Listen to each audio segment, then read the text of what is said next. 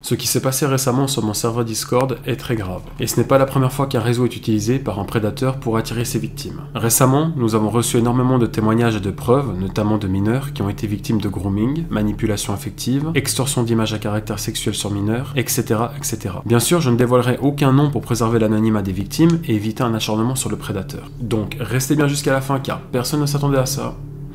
Même pas moi. Comme vous savez, au départ, j'ai commencé à faire mes lives sur YouTube avant de passer sur Twitch. À côté de ça, nous avons mis en place un serveur Discord pour la communauté la plus fidèle, afin de rapprocher les gens dans un cadre bienveillant qui retranscrit l'univers de la chaîne. Et pendant mon live, on a forcément des gens qui commentent, qui s'abonnent, et pour certains même, qui font des dons. Et c'est par ce moyen de don que le prédateur va rentrer en scène. Alors le prédateur, on va l'appeler le P, voilà, comme ça vous savez que je parle de lui. Et sachez que le P a 22 ans. Voilà, retenez bien ça, c'est important. Et pour ceux et celles qui savent qui est le P, s'il vous plaît, ne le mentionnez pas en commentaire. Merci. Donc c'est là que le P commençait à me faire des dons de plusieurs montants. On avait des 20 €, 30 €, 50 €, et parfois même il faisait plusieurs dons sur un même live. Pour vous dire que des fois il me lâchait des 200 balles de dons à lui tout seul. Par live. Et je sais pas vous, mais moi je trouve ça énorme. Et grâce à ça, il a commencé à se faire remarquer. Et même dans le chat, les gens le reconnaissaient. Quand il écrivait un message, tout le monde était là en mode « Ah, c'est le P, il va lâcher un don, etc. etc. » Et le P, lui, bah il en jouait pour attirer l'attention sur lui avant de faire un don. Genre, le gars, c'était devenu une sorte de star appréciée par la communauté. Littéralement. Et forcément, bah, avec le temps, et au fil des semaines, voire des mois, et après avoir discuté avec le staff Discord, bah, on a décidé de lui donner un rôle en le renommant le banquier. Et à partir de là, quand tout le monde l'appréciait, et qu'il a gagné notre confiance, c'est là qu'il a commencé à mettre en place son plan.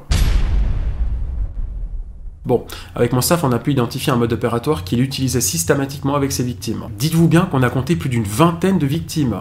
C'est énorme. Un salon a même été créé exprès pour ça, où chaque victime a pu témoigner de ce qui leur est arrivé, avec des preuves de conversation. Et souvent, les conversations commencent toujours à peu près de la même manière. La première étape déjà, c'est d'interroger ses victimes pour en savoir le plus possible. Il va demander si la personne est gay ou son âge, comme par exemple dans ce message qu'un témoin nous a envoyé. Tu penses quoi des gays? Je pense qu'ils font comme ils veulent. Toi t'es hétéro? Oui, pourquoi? Rien. Ensuite, pour gagner la confiance de ses victimes, il va offrir des choses pour que sa cible se sente redevable. Et donc logiquement, la victime va se rapprocher petit à petit de lui et lier une sorte d'amitié. Comme par exemple, là on voit qu'il donne souvent des nitros aux personnes avant d'essayer de les aborder. Et forcément, ça marche. Je veux dire, quand une personne vient vers vous et qu'elle vous donne un cadeau, bah vous allez avoir une bonne impression de la personne. Et là on parle de mineurs, donc forcément ils sont facilement manipulables. Ensuite le P, une fois qu'il a gagné la confiance de sa cible, il va faire en sorte de créer une dépendance affective pour que la personne s'attache à elle afin de lui demander des services par la suite. Et là vous allez voir que les messages sont juste ignoble. Voilà, j'ai pas d'autres mots. Sur Discord, plusieurs victimes ont témoigné via un salon ouvert exprès pour le sujet. Et ils sont quasiment tous mineurs entre 13 et 16 ans. Alors il faut savoir que toutes les victimes ne viennent pas que de mon serveur Discord, mais malheureusement en partie. Et voici les quelques messages que l'on peut retrouver. Déjà, on a ces messages où il va régulièrement faire des allusions sur le sexe. Elle est longue? Ma bite? Yep, je t'ai dit c'est perso. Je suis dans la taille moyenne en France. Donc, oublie pas je suis gay. Et là, c'est le genre de message qu'il envoie à une personne de la même orientation sexuelle que lui. Après généralement je parle pas pendant que je suis avec un gay, car je peux pas vraiment ouvrir plus ma bouche. Voilà.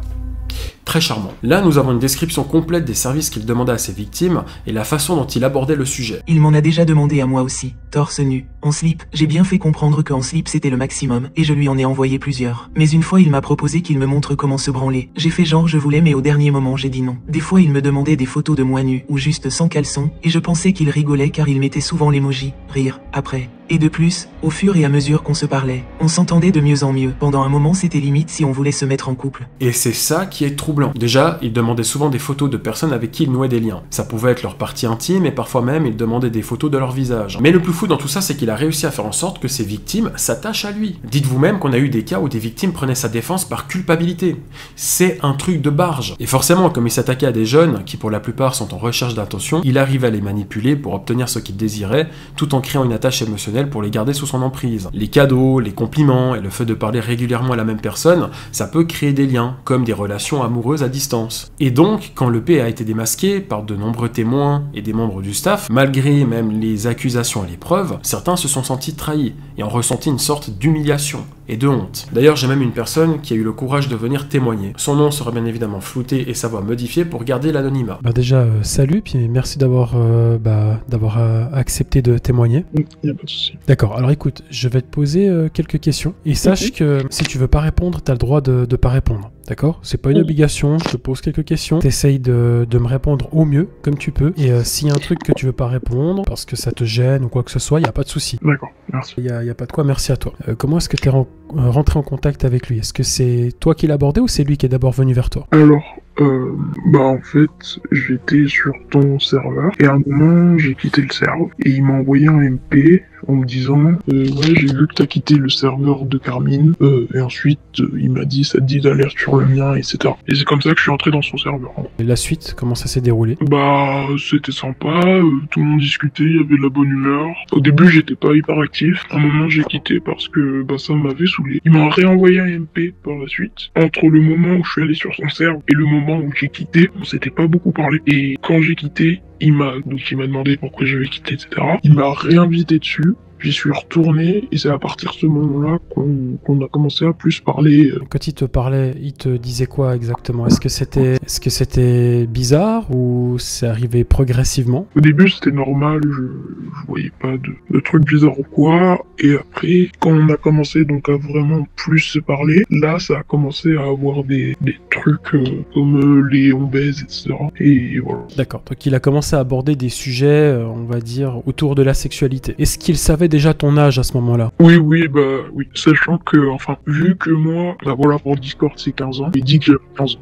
Donc, dans sa tête, j'avais 15 ans. Est-ce qu'il t'a demandé des faveurs ou c'est arrivé par après ça? Alors, quel type de faveur? Je sais pas, des photos ou peut-être que c'est lui qui te proposait de t'envoyer des photos, comme il a fait avec certaines personnes. Alors, ouais, mais c'était il y a quelques semaines, genre. C'était du style, je sais même pas à quoi tu ressembles, en fait. Est-ce que tu veux une photo de moi? Je lui ai dit, ouais, pourquoi pas. Envoyer une photo de lui. Enfin, il m'a demandé si je voulais aussi lui envoyer une photo de moi. Au début, j'étais pas sûr parce que je le connaissais pas vraiment en fait. Et il a commencé à forcer.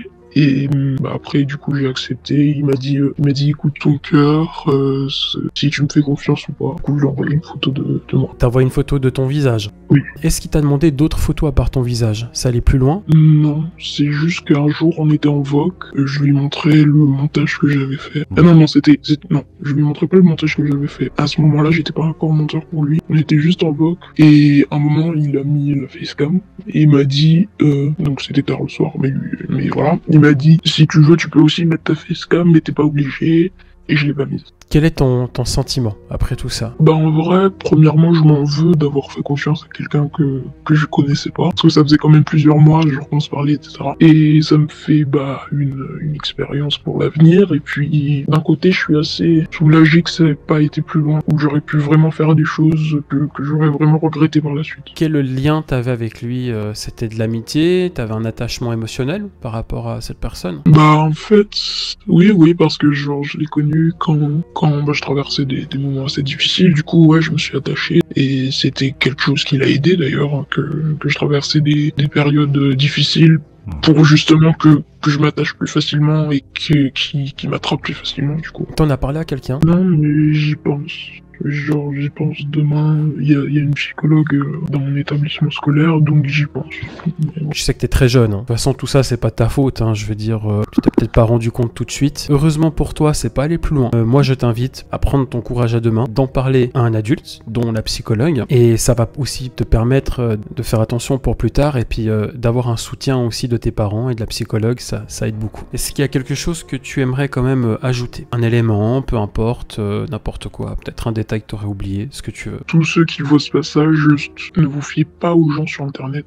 Alors vous les connaissez pas, même si vous parlez avec eux depuis des mois et qu'ils ont l'air sympas, on sait pas vraiment qui ils sont vraiment dans la vie de tous les jours et ce qu'ils font. Donc voilà, gardez vos distances avec les gens que vous connaissez pas vraiment.